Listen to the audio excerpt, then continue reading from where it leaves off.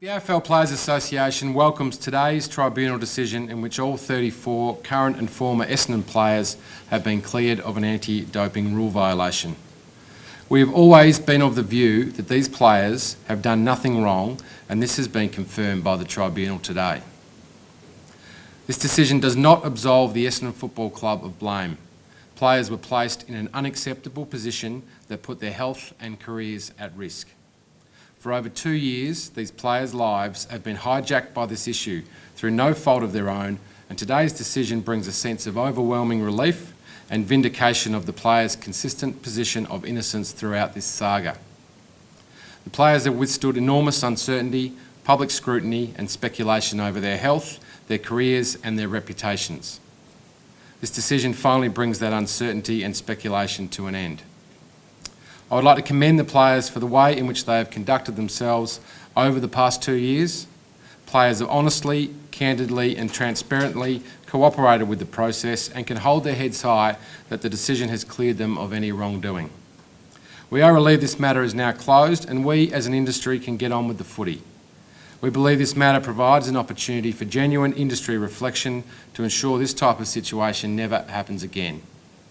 The AFL Players Association will continue to work with the AFL and clubs to do everything we can to make sure no player's health is ever put at risk again in the pursuit of on-field success.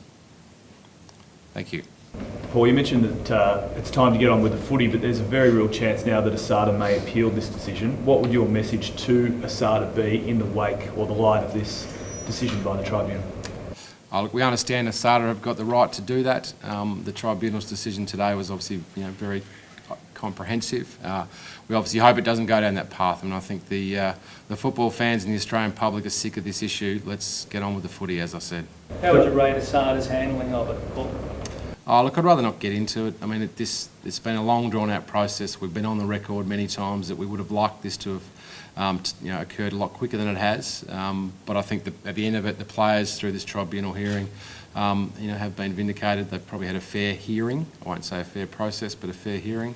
So as I said, let's get on with it. We'll hear from Joe very shortly, obviously, but if you can just illustrate or encapsulate their relief or emotions when they learnt their fate.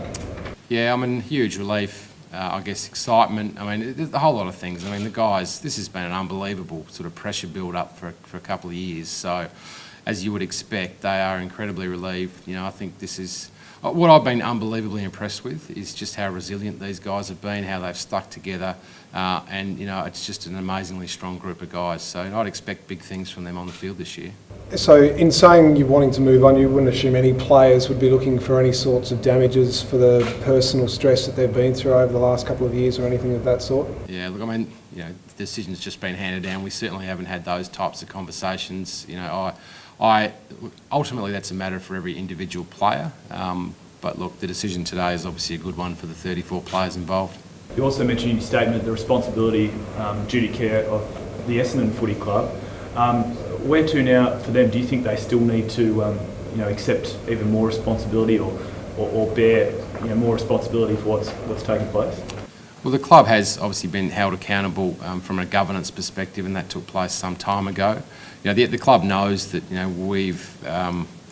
we have serious concerns with what happened. In saying that, and the player feedback we've got over the last 12 to 18 months is that the club has addressed these serious issues in a proper manner. So I think the club has learnt lessons from what's gone on here, and you'd certainly hope that they would. But that they are accountable and responsible for what happened here. Does the AFLPA have any issue with James Bird being on the staying there? Look, that's a matter for the Essendon Football Club. I think you need to ask them. How has this affected those players who will be playing in round one? Like, are they ready to go, or has it just been too much administration? Look, how would you know? I mean, I think these guys, as I said before, have been incredibly resilient. So, I wouldn't at all be surprised to see them come out and have a big win on the weekend. But in saying that, you could see how it might go the other way. I mean, it's, football probably takes a back seat to these types of issues at the moment. This has just been an unbelievably big pressure build up for these guys, and they've had a release now, and hopefully they'll enjoy that now for a few hours. But this industry is so brutal; they've got to get back on the training track tomorrow and start thinking about the weekend. So I wouldn't know.